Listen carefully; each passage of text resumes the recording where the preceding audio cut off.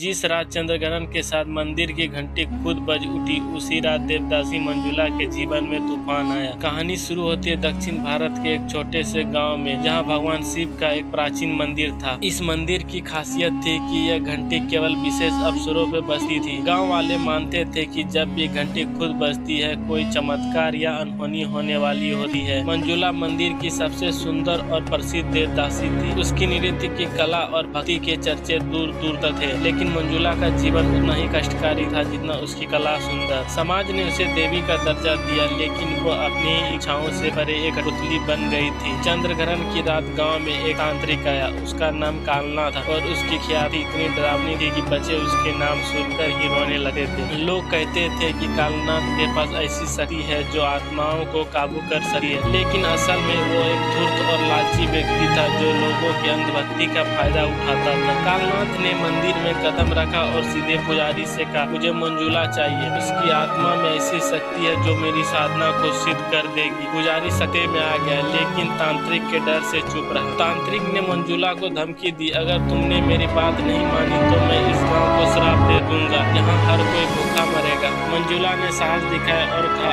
आप मेरे जीवन को चाहे जितना श्राप दे, लेकिन मैं अपनी भक्ति को कलंकित नहीं होने दूंगी। लेकिन तांत्रिक ने धोखे से उसे अपने मंत्र जाल में फंसा लिया और कहा कि उसे एक विशेष अनुष्ठान के लिए उसके साथ जंगल में काली मंदिर जाना है। मंजुला समझ चुकी थी कि तांत्रिक उसे अपनी शक्ति बढ़ाने के लिए बलि चढ़ाने की योजना बना रहा है। उसने अपनी बुद्धिमत्ता का उपयोग किया। जब वह जंगल पहुंची, मंजुला ने तांत्रिक से कहा, अगर आप सच्चे तांत्रिक हैं तो पहले इस मंदिर की घंटी को बिना छुए बजाकर दिखाइए। तांत्रिक ने गर्व से कहा, यह मेरे बाएं हाथ का काम है। उसने मंत्र पढ़े, तंत्र मंत्र किए, लेकिन घंटी नहीं बजी। वह झुंझलाया और बोला, यह मंदिर अपवित्र हो चुका है, मुझे इसे शुद्ध करना होगा। तभी मंजुला ने भगवान शिव का ध्यान करते हुए नृत्य करना शुरू कर दिया। उसकी भक्ति और संगीत से मंदिर गूंज उठा और अचानक घंटी खुद बजने लगी। तांत्रिक यह देख घबरा गया। वह समझ गया कि मंजुला की भक्ति और उसकी आत्मा के तेज के सामने उसकी तंत्र विद्या टिक नहीं सकी। घंटी की आवाज से ही तांत्रिक के झूठे मंत्र के मंत्र उल्टे असर करने लगे। उसकी शक्तियाँ खत्म हो गई और वह धरती पर गिर पड़ा। गांव वालों ने यह सब देखा और गुस्से में तांत्रिक को गांव से निकाल दिया। इस घटना के बाद मंजुला सिर्फ देवदासी नहीं रही, बल्कि गांव की सबसे सम्मानित महिला बन गई। उसने समाज को यह सिखाया कि सच्ची भक्ति और निष्ठा के आगे कोई भी बुराई टिक नहीं सकती। गाँव वालों ने उसकी स्वतंत्रता के लिए आंदोलन किया और उसे मंदिर से आजाद कर दिया। मंजुला ने अपनी शेष जिंदगी समाज की भलाई और महिलाओं के अधिकार के लिए समर्पित कर दिया। वह न केवल भक्ति की प्रतीक बनी, बल्कि साहस और बुद्धिमानी की मिसाल भी। और उस रात से घंटी हमेशा बजती है जब कोई अन्याय होता है, जैसे मानो मंजुला की आत्मा हर अन्याय के खिलाफ आवाज उठा रही है। यह कहानी उस युग की है जब भगवान मंदिरों में नहीं, इंसानों की भक्ति और साहस में बसते थे।